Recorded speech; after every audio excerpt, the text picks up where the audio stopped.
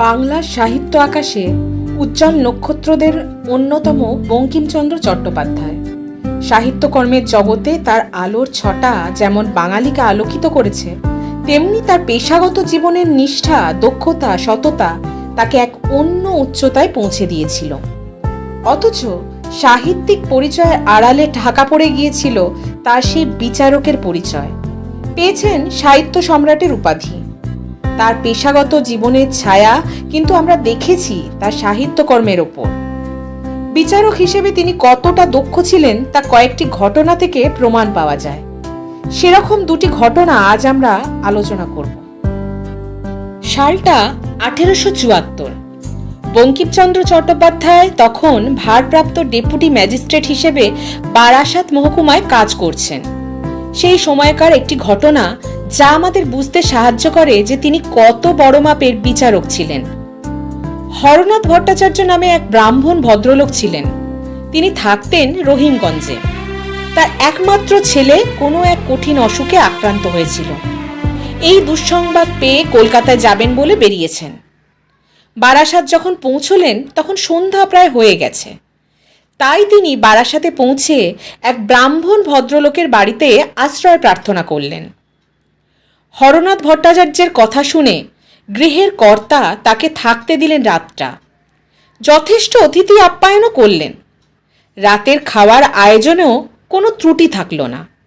রাতে শোবার ব্যবস্থা করেছিলেন সেই গৃহের লোকজনই। হরনাথ বাবু কিন্তু সারা রাত ঘুমোতে পারলেন না। তার ছেলের জন্য যথেষ্ট দুশ্চিন্তা হতে লাগলো। তার একমাত্র পুত্র কেমন আছে না আছে এইসব 7-5 ভাবতে ভাবতেই হঠাৎ দেখলেন যে একটি লোক খুব গুটি গুটি পায়ে এদিক ওদিক দেখে গৃহকর্তার বাড়ির মধ্যে ঢুকে পড়ল। এর কিছুক্ষণ পরে হরনাথবাবু দেখলেন ওই লোকটি একটি বাক্স মাথায় নিয়ে বাড়ি থেকে ছুটে পালাতে গেল। হরনাথবাবু মনে করলেন এ বেটা নির্ঘাত চোর, কিছু একটা চুরি করে পালাচ্ছে। এই ভেবে তিনি চোরটাকে দুহাত দিয়ে পাকড়াও করলেন এবং চোর চোর বলে চিৎকার করতে লাগলেন।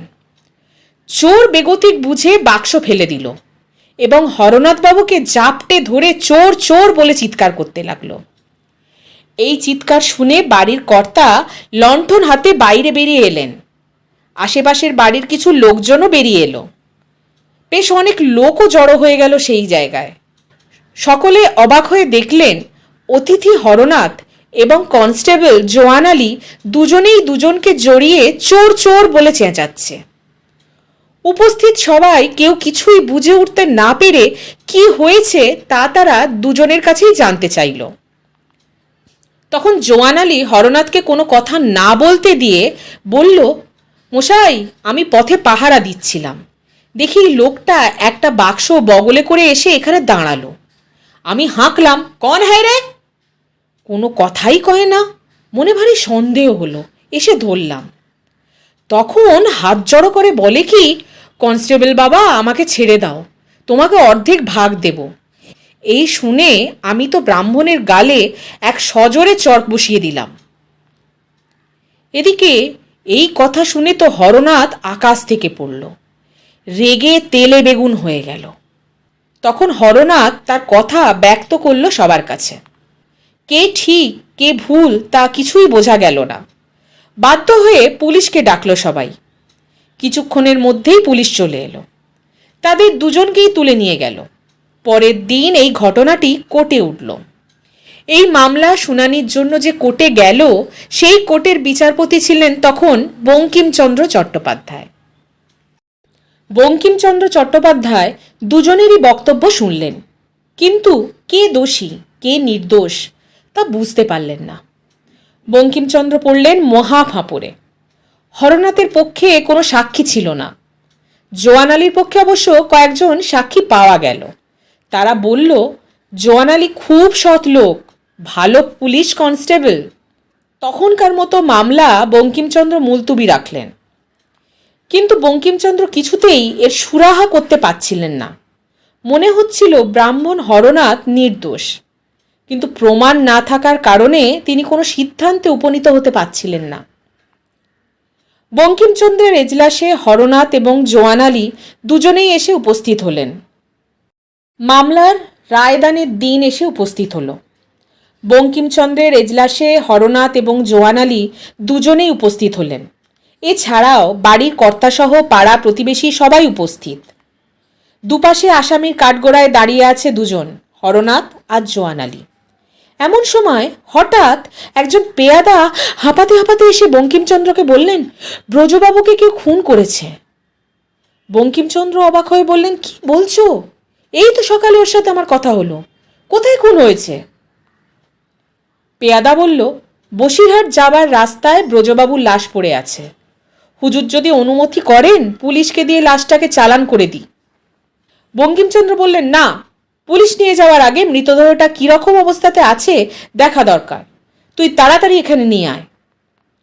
পেয়াদা বলল, ডোমেদের ডেকে লাশ আনতে অনেক সময় লেগে যাবে। তখন বঙ্কিমচন্দ্র হরনাথ আর জোয়ান আলীকে দেখিয়ে বললেন, ঠিক আছে, এই দুজনকে নিয়ে যা, এরা দুজনে যাক, লাশটাকে নিয়ে আসুক, তারপর এদের বিচার হবে। হরনাথ আর জোয়ান আলী দুজনেই লাশটা আনতে গেল। কাঁধে করে লাশটাকে নিয়ে আসার সময় ব্রাহ্মণ হরনাথ চক্রবর্তী বললেন, ভাই, তোমাকে ধরে আমি কি দুষ্কর্মই না করেছি। আমার মান গেল, জাত গেল, শারীরিক কষ্টে প্রাণ যাওয়ার জোগাড় হয়েছে।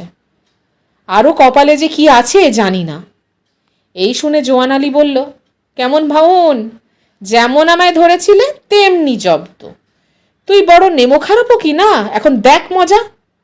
আমরা পুলিশের লোক, আমাদের কিছুই হবে না, তোকে জেলে পচে মরতে হবে। এখন আর উপায় কি?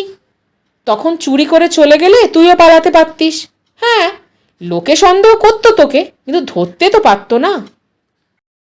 এইসব কথা বলতে বলতে দুজনেই লাশ নিয়ে কোর্ট চত্বরে উপস্থিত হলো। ব্রজলালের দেহ নামানো হলো।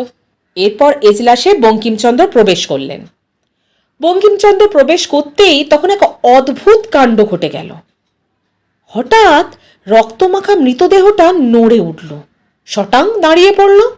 সে দৃশ্য দেখে কাছাকাছি থাকা লোকজন ছিটকে দূরে সরে গেল। এদিকে ব্রজলাল সাক্ষীর কাঠগোড়ায় উঠে বঙ্কিমচন্দ্রকে বললেন, ধর্মাবতার, আমি আপনার কথা মতো মৃতদেহ সেজে হরনাথ আর জোয়ান আলীর সমস্ত কথোপকথন শুনেছি। এই বিদেশি ব্রাহ্মণের কোনো দোষ নেই, তিনি সম্পূর্ণ নির্দোষ।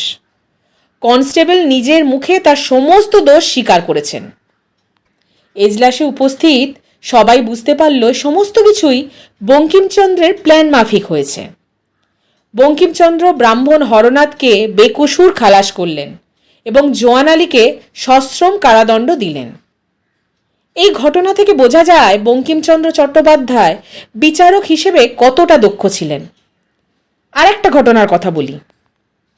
1891 সালে জুলাইয়ের গার্ডেন রিচ অঞ্চলে মুসলমানদের দুটি সম্প্রদায়ের মধ্যে ধর্ম নিয়ে বিরোধ বাধে এবং এলাকায় উত্তেজনাও ছড়ায়। আদালতের গোচরে আসলে তদন্তের নির্দেশ দেওয়া হয়। তদন্ত কাজ শেষ না হওয়া পর্যন্ত উভয় পক্ষের 30 জন মুসলমানকে আদালতে এসে শান্তি রক্ষার মুচলেখা দেওয়ার নির্দেশ দেওয়া হয়।